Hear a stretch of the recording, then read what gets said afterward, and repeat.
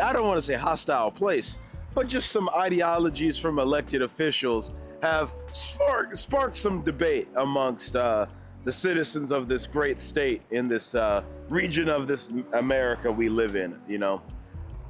In particularly, it's the Congresswoman Marionette Miller Meeks and, you know, Charlie Kirk. This is like your time capsule moment. He was assassinated in front of his two kids and everything. That's kind of tragic, you know what I'm saying? That's kind of not so positive, you know. I know he was a conservative figure who, you know, used his freedom of speech to say some pretty crazy things, you know. Yeah, he had some good talking points here and there when it came to business and money, but then again, he also had his own feelings about, you know, race relations and all of this other stuff going on in our country. We're not here to talk about all of that.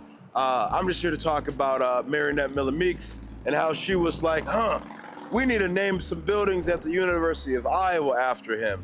And I remember I went on my Snapchat story and really just was like, woman, this is ludicrous. Like, he has no relation to this state, at least to my knowledge. You know, I've done a little research. I've not done a lot of research, but like, we have a very serious gun control problem in our nation right now.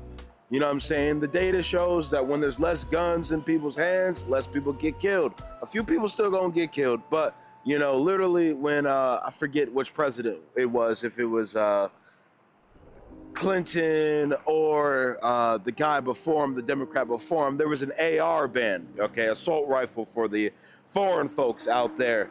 And like when that was happening, you know, we saw a near 50% decrease in shootings, especially with those types of weapons they banned. But when the Republicans in power came through and wanted to let that ban expire and let everyone live their American dream and own some weapons, like I want to own some weapons. Mind you, I'm a left-leaning individual. I need me a Glock, okay? I need me a little, you know what I'm saying?